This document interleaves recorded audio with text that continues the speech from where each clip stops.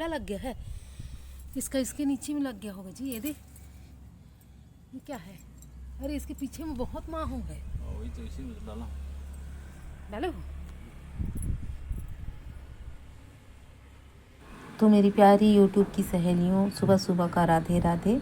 और अभी मैं ब्लॉग शुरू कर रही हूँ सुबह 8 बजे से।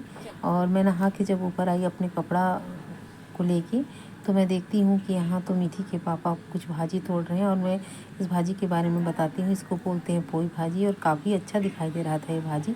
तो मैं सुबह सुबह बोली थी कि मुझे भाजी तोड़ना है और इस भाजी को मेरे को बनाना है। तो ये अपना लगाया हुआ भाजी या फल कुछ भी हो, बहुत पसंद से तोड़ते हैं, बहुत प्यार से तोड़ते हैं। तो उनको लगा कि मैं खुद तोड़ लेता हूँ।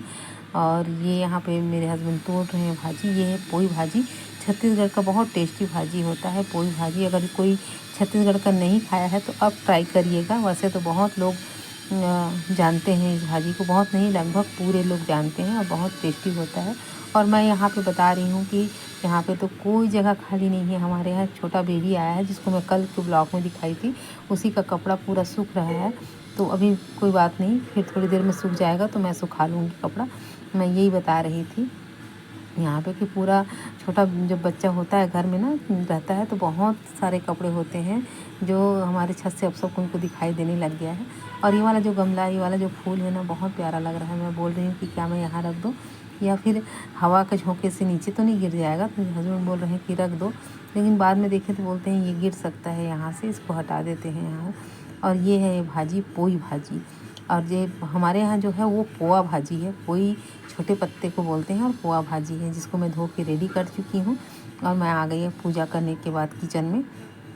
अब मुझे बनाना है भाजी। तो पहले तो भाजी को बहुत अच्छे तरीके से धो, पहले तो इसको देखी कि नीचे में कुछ कीड़ा मकोड़े तो नहीं है, साफ़ करी हूँ। मैं बहुत गौर से देख रही थी कि माहो वगैरह तो नहीं है। तो यहाँ वो कुछ नहीं था, लेकिन देखने में कई लोग, अगर बाहर के लोग होंगे जो देखते हैं मेरा ब्लॉग, उन लोगों को लग रहा होगा कि ये पान पत्ता है। पान पत्ता जैसा डिज़ाइन रहता है, लेकिन ये पोई भाजी है। आप लोग की तरफ कुछ और बोलते होंगे, मुझे नहीं पता, कहीं कहीं दूसरा भी बोलते होंगे। ये छत्तीसगढ़ में पोई के नाम से प्रसिद्ध है, पोई या पोआ। तो ये मैं काट रही हूँ, बहुत नरम भाजी है ये। तो इसको मैं साफ़ करने के बाद काफ़ी अच्छे से साफ़ करी थी। और उसके बाद मैं काटने का भी आवाज़ इतना प्यारा था ना, ऐसे लग रहा था कि इस आवाज़ को सुनते रहूं जैसे। और काफ़ी आसानी से कट रहा था। मैं तो वैसे तो भाजी जो होता है ना, उसको मैं जो परसुल होता है पैर में दबा के काटने का औजार, उससे मैं काटती हूँ। लेकिन ये इतना आसानी से कट रहा था, बहुत जल्दी पकने वाला भी भाजी था। तो मैं इसको चाकू में काट ली। मैं हर प्रकार का चीज़ों से काट लेती हूँ, चाकू हो या परसुल हो, मैं दोनों यूज़ करती हूँ। कई लोग एक ही चीज़ से यूज़ करते हैं, उनको काटने नहीं आता, लेकिन मेरे को सब में काटने आ जाता है। हंसिया में नहीं आता मेरे को। हंसिया जो धान काटने वाला हंसिया होता है ना, उससे काटना नहीं आता है सब्ज़ी। कई लोग उसी से काट लेते हैं, लेकिन वो उससे नहीं आता मुझे। और बहुत अच्छा लग रहा था कि 2-4 टुकनी और होता तो मैं इसको काटती। और ये है चना का दाल, जिसको मैं उबाल के रखी हूँ, पहले भिगा के रखी थी फिर उबाली हूँ।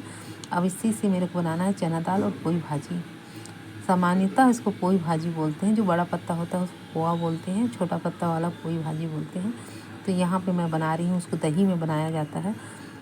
तो ये हमारे घर का था तो ज़्यादा टेस्टी था। इसी चीज़ को मार्केट से लाते हैं तो उतना टेस्टी नहीं लगता। मन की भावनाएँ होती हैं, टेस्टी तो उतना ही होता है, लेकिन मन की भावना ऐसा लगता है कि अपना घर का जो सामान हो वो ज़्यादा टेस्टी है। तो यहाँ केवल मैं उसको फ्राई नहीं की हूँ। जहाँ छत्तीसगढ़ वाले तो समझ रहे होंगे कि इसको पका के फ्राई किया जाता है। मैं दाल और पोई भाजी को एक साथ पका रही हूँ, उसमें नमक हल्दी डाल के।